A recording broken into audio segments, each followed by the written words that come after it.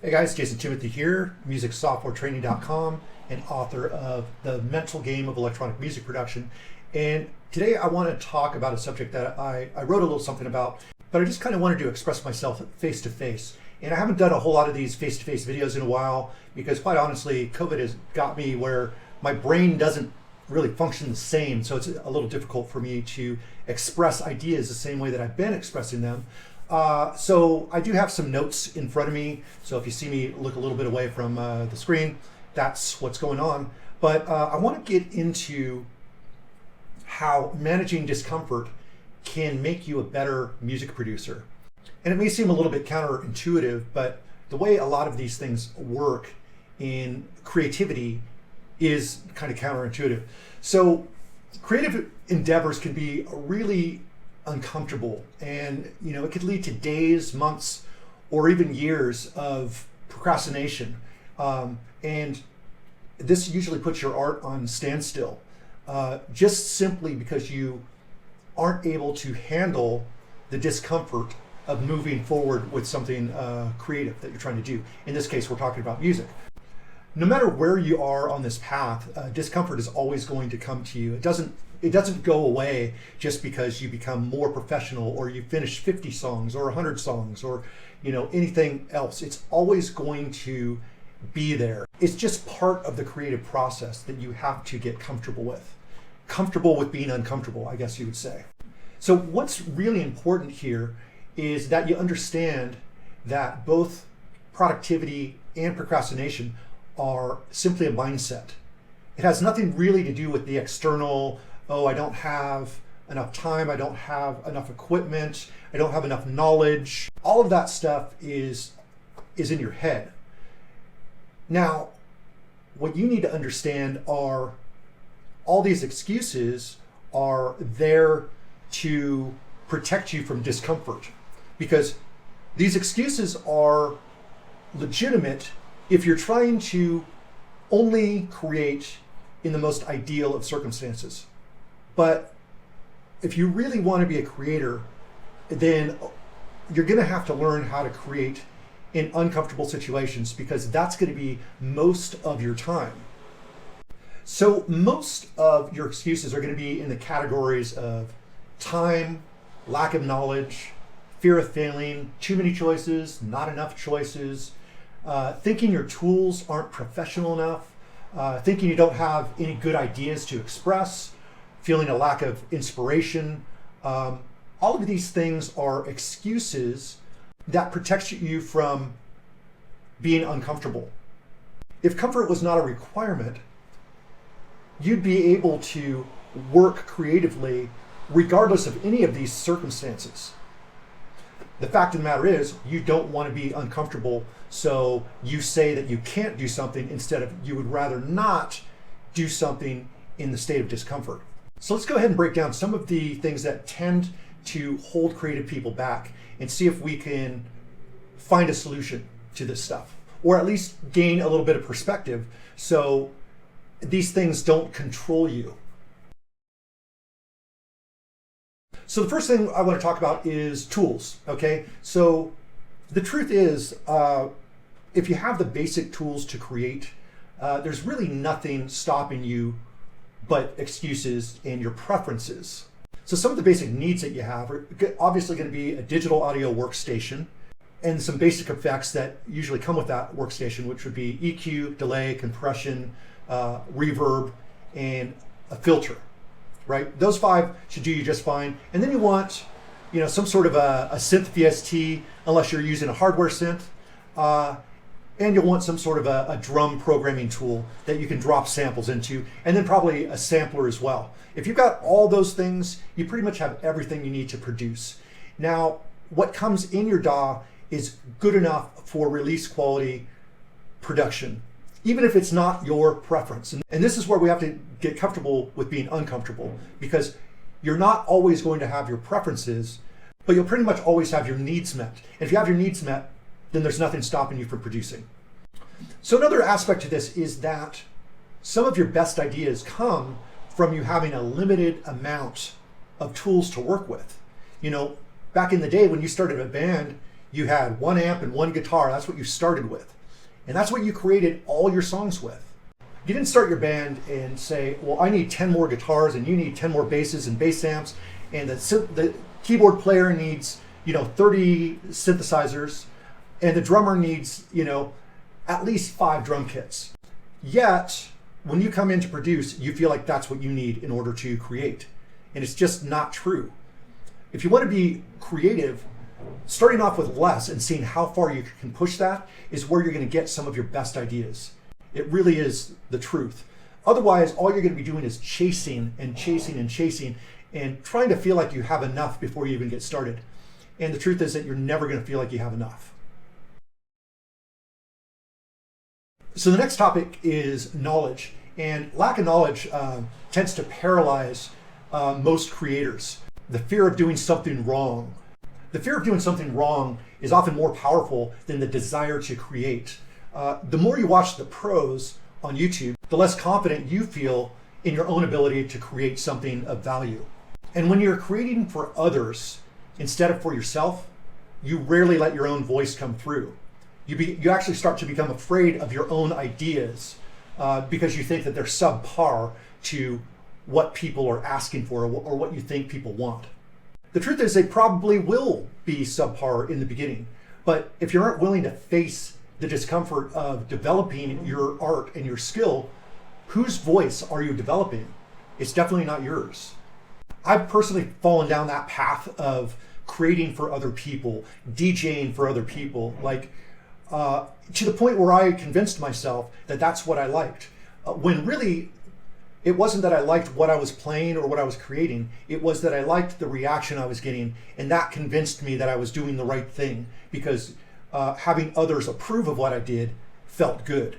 But when you get carried away with that for a year, 2 years, 3 years, you realize that you kind of lose yourself, and suddenly you're stuck in doing something that people expect from you that you realize that you're not even into, that it's not even your sound. So it's really important that you embrace discomfort now so that you're doing your thing. So when you do develop an audience, it's your voice they're listening to, not you trying to copy someone else's voice in order to get approval. Anyone that's done anything unique and special has had to develop their sound. And that's not to say that you don't have influences, because I believe the more influences you have, the more you have to pull from. And as you pull from different influences, they all flow through your own personal preferences. So no matter what you're pulling from, it's all got to go through your own preferences, and it ends up sounding like you over time. Oops, had a computer glitch. Let's continue. So when you know your direction, the knowledge will come from practice, training, coaching, and also mistakes and happy accidents. And when you aren't sure how to do something, just imagine how someone you respect might accomplish what you're trying to accomplish with your tools. And it doesn't really matter if you're correct. It's just a matter of using your own brain to try to solve problems. Obviously, there's going to be times where you will want to look up some solutions, and make it a little easier for yourself, look up a YouTube video or something, but you don't want to get lost down that rabbit hole. By using your own brain, by trying to develop the skills of your own problem solving, you're going to come up with your own approaches that makes you unique. In fact, you should think of your lack of knowledge as an advantage, because this way you can break rules without even knowing their rules. So it kind of pushes you to create in a different way from what others might tell you to do. So as long as it sounds good to you, just trust that. Don't be afraid to have a bit of a punk rock attitude, DIY sort of attitude, because oftentimes that will help you break through a lot of these creative challenges that you're having. It's just going to give you a little bit more boost in confidence that, screw it. I'm just going to push through, and it's going to be right because I say it's right. That's the kind of attitude that sometimes you want to have when you're trying to push through creative challenges. So next, let's get into time, because that's one of the biggest excuses that we use to not do what we say we want to do. And I'm not saying that's not a legit excuse sometimes, but by and large, it's still just simply an excuse. Typically, lack of time is just another excuse for avoiding discomfort. Some reasons that we might use time as an excuse is, I don't have time to make music the way I prefer to make music, or I don't have a perfectly quiet space, so thus I can't create uninterrupted. Or I haven't set up that piece of gear that I've been meaning to set up for a while, so it's really not going to make sense for me to create without that piece of gear. Or it could simply be, I don't want to sacrifice my daily habitual habits. Some of those could just be watching TV or just chilling out or whatever that might be, right? It's inconvenient for you to not do the things that bring you comfort and step into discomfort.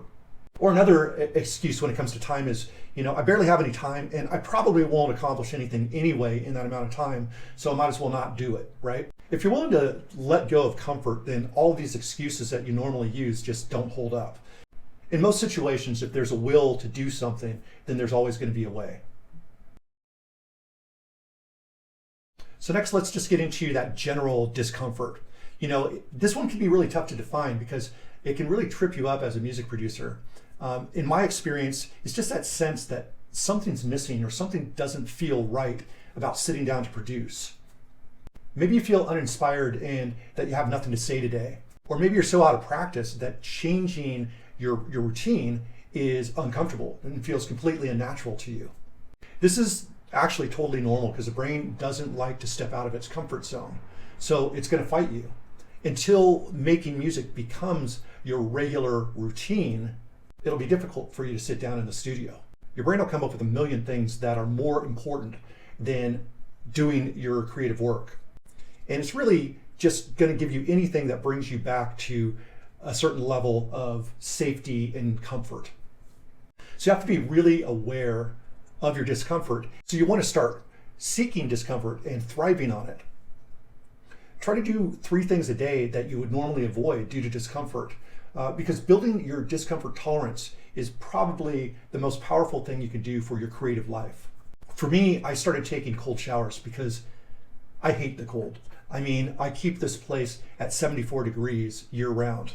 So taking a cold shower is something that's very uncomfortable for me. But it is also invigorating and it builds momentum for me doing other things. After I've taken that cold shower, any other challenge in my day kind of feels like a smaller thing than the cold shower. So I'm just thinking, well, this is not worse than the cold shower, so I've got this, and I just go do it. The fact of the matter is when you're willing to face your discomfort, the excuses really go away. It's basically just you and what you want to accomplish. So next, let's get into deadlines. Deadlines are one of the best ways to push past discomfort because you have a limited amount of time to figure out how to get something done. So you really have no excuses. I find this to be a really powerful tool when motivation, energy, and comfort level are low. So definitely give a deadline a try because if you have a deadline, it cuts off a lot of wiggle room so you don't have any excuses. Next, and I've said this before, don't be afraid to suck. When I'm battling a lack of ideas or inspiration, one of the best things I can do is just sit down and go, all right, let's sit down and suck for the next hour.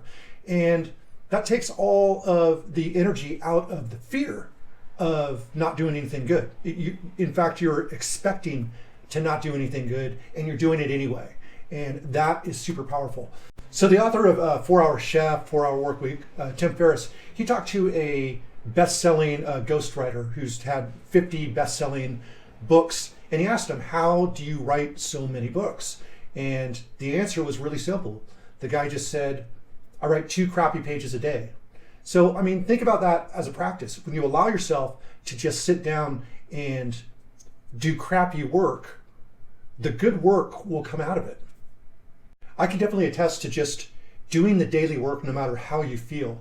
And a lot of times, some of my best work comes from completely uninspired beginnings. So don't be afraid to suck. Just allow it and reap the rewards that will come from just pushing past that. So in conclusion, comfort is the enemy of art. Those of us who create a lot of work have to learn how to push past discomfort and actually get in the habit of moving towards discomfort and doing the work regardless of how we feel and regardless of how convenient it's going to be to actually do that work. Of course, it's really helpful if you can set yourself up to be as comfortable as possible, as often as possible, but don't make that a requirement, or that excuse is just going to destroy your ability to create on a consistent basis. So I hope this message finds you at the right time, and that you get something out of this. Go ahead and put this into practice and let me know how this works for you. Take care, and I'll talk to you guys real soon.